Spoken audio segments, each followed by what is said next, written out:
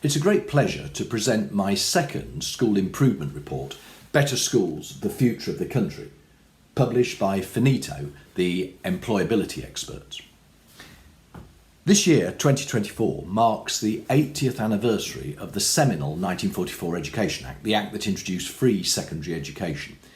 The act was largely the work of the eponymous Rab Butler, one of a line of radical reforming Conservative education ministers, paving the way for Kenneth Baker and more recently for Michael Gove. But let me state at the outset that the report I present is purely and simply a school improvement report. There is absolutely nothing political about this report. There is, however, a recognition and understanding that if education policy is right, there could be rich pickings at the ballot box. There are 1 million votes in England schools alone. But I repeat that the report itself is purely educational. Let me also state by way of introduction that this report is not intended in any shape or form to criticise either current or previous policy. The report is nothing more, nothing less than a list of recommendations, hopefully practicable, hopefully cost effective, but perhaps most importantly, a list of recommendations made by someone who has spent his career working in the state school system. Let me briefly then look at 4 aspects of the report. Firstly, I have no doubt that we can improve our schools simply by improving the dialogue and the communication between all involved. In the original report published by the College Green Group, I made the recommendation that we set up a National Schools Council, the title is neither here nor there, but a formal body that regularly brings together ministers, civil servants and practitioners. And the reason for this was really several-fold. One was, yes, to break down barriers, to create a new conduit between the profession and Westminster. But it was also because of the recognition that there are very, very few educational policymakers who have any experience of working at the chalk face or the interactive smartboard face as it is now. Surely we should try and harness that knowledge, that experience, that commitment that is out there in our schools and all work together to ensure that future policy is practicable and that it does actually lead to a genuine raising of standards. Secondly, let me say something about curriculum. Now, since 2019, curriculum has been, in the words of Amanda Spielman, the former Chief Inspector, curriculum has been the hot topic. Now, personally, I argue, and I accept that there will be many out there who disagree with me, but I personally argue that the Key Stage 4 curriculum remains too narrow. I can see that it is of absolutely no benefit to the country. I think it's also a questionable use of taxpayers' money, that after 11 years of compulsory schooling, after all the millions we spend on schools, after all the reforms, that still 1/3, 1 in 3 GCSE grades is a failure. Now let me leap in straight away and say this is not an argument to say that we should shift that bell curve of grade distribution to give prizes for all. This is not about dumbing down. This report is about raising standards.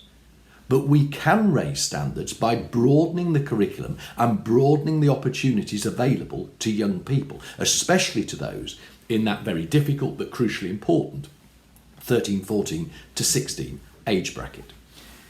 I'm often reminded of that wonderful comment by Sir Anthony Seldon that we shouldn't just ask, how intelligent are you? We should also ask, how are you intelligent? They are 2 very, very different questions and they elicit very different answers. Let's also not forget that at the moment we are facing the worst non-attendance rates, let's be blunt, truancy rates, since records began. Surely by making school more meaningful, more successful, dare I say it, more enjoyable for more young people, we will help attendance and behaviour, but also in the long run, we shall empower more young people with the skills and knowledge necessary for them to make a positive contribution to the economy and indeed to society as a whole. But, and there is a very big but, we can discuss curriculum, vocational courses, academic courses until the cows come home. But at the end of the day, if we do not have enough well-qualified experienced, inspirational classroom teachers to actually deliver in the classroom, we shall achieve very little. And so I make absolutely no apology for the fact that the main thrust of this report is to try and reverse the current recruitment and retention crisis. And let's be clear, crisis it is. The evidence, the statistics speak for themselves. This year, only 50% of secondary teacher training places have been filled. And that follows a very poor 57% last year. A survey of heads found that last year 1/2 of heads had at least one vacancy that they couldn't fill. And in some ways more worrying than that, 40% of heads openly admitted to appointing someone that they didn't think was very good because there was no alternative.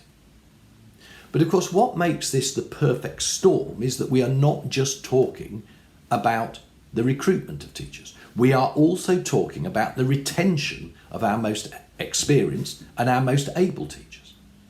And yet, the DfE's own figures show that 1/3 of all new teachers quit the profession within 5 years. And personally, as a head, I should have argued it takes 5 years to make an accomplished teacher. NFER reported last year that job adverts and vacancies were up 93% on the year before. The list goes on. And of course, the evidence also proves that this is not primarily about teachers' pay packets, though of course that is an issue. As a matter of urgency, we must raise the profile, the status of the teaching profession, and we must also raise the morale within the profession. Because let's not forget, to be simple, to be blunt, no school can be better than the quality of its teachers. Let me try and finish on a positive note.